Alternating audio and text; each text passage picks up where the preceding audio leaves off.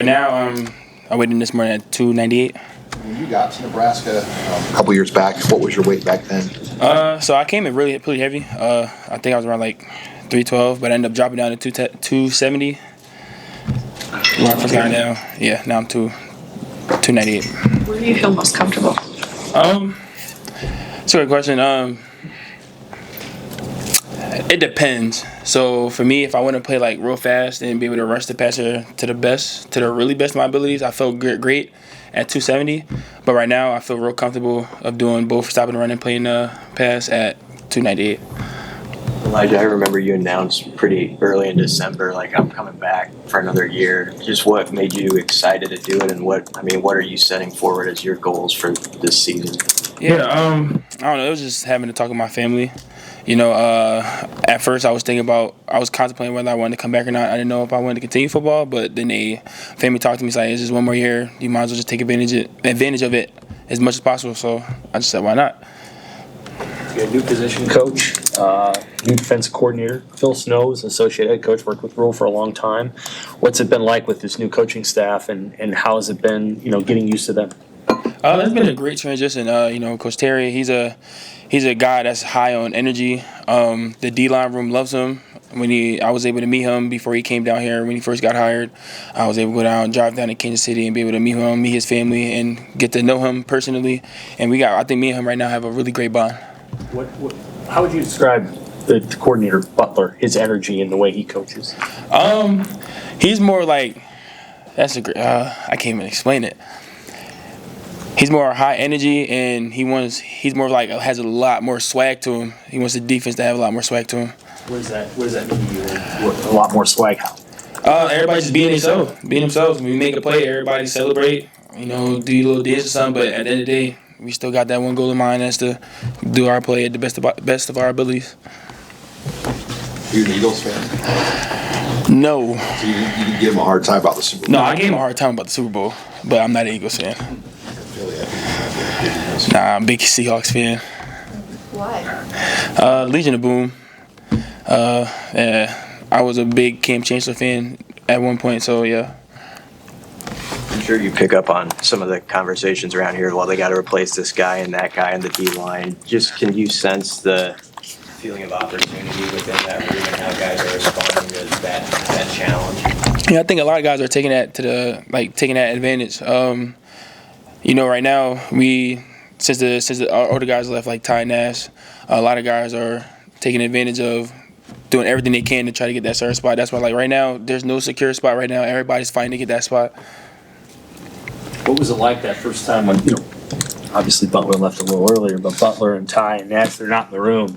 You're the old guy in the room, and you got to be the voice. What was that like? It was a little weird, but that was just something I had to adapt to. It's still being as though Riley and Cam and Keona was still there.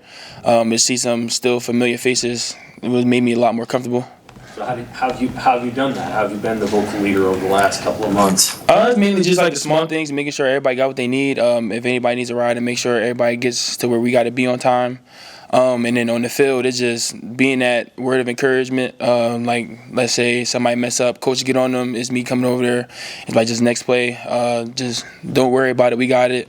And then, just give them words of encouragement and make sure everybody's motivated so that we can accomplish the goals that we want to this year. Elijah, I know there's a lot of young, talented players in your room and physically impressive guys, but when we saw practice on Thursday for a few minutes, it's hard not to notice 96 and 97. What's it like for you as an older guy to do drills with Williams and Keona, and what do you see for them in the future? It's great. Being as I'm the older guy, I get with them. I'm able to teach them and show them the ropes of how we do things and help them adapt to the culture that we've set in the room. With Nash and Ty, just what are some of the leadership lessons that you learned from them that you're carrying over into your new role? Everybody leads different. Ty was more of like a real super vocal guy. Nash was the type of guy to lead by example.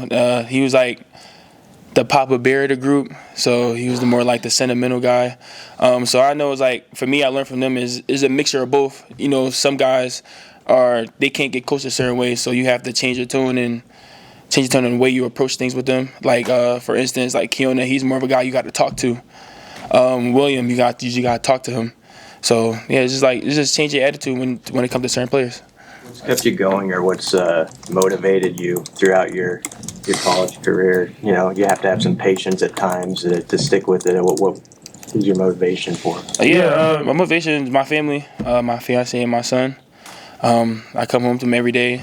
There was times where I wanted to give up, I wanted to quit, but fiance told me you better not do it because you're this far, so why just give up? And then my son, on the other hand, he was able to teach me a lot of patience. He's a handful, but I love him, and that's my guy. So everything I'm doing now is for him. How old is he? He'll be 2 in July. How hard is that to juggle school, football, family, college work? It's pretty hard. It's something I had to adapt to. It took a little minute, but I think we got a great routine now. So now as they come to practice every day, I'm able to see them as much as I can. Sometimes when I watch film, I bring them with me, so that way I'm still doing what I gotta do with spending quality time with my family as well. It's been pretty easy so far. How has fatherhood helped you with football at all? Like I said before, it taught me a lot of patience. It just really taught me a lot of patience. Because when I first got, I didn't have patience. I wasn't patient at all. I was eager to do stuff, but having Coda, they would taught me to slow things down and just take everything step by step because it can be gone in an instant. How do you spell his name? Coda, Kodah. Anything else for Elijah? All right. Thank you. Thank you.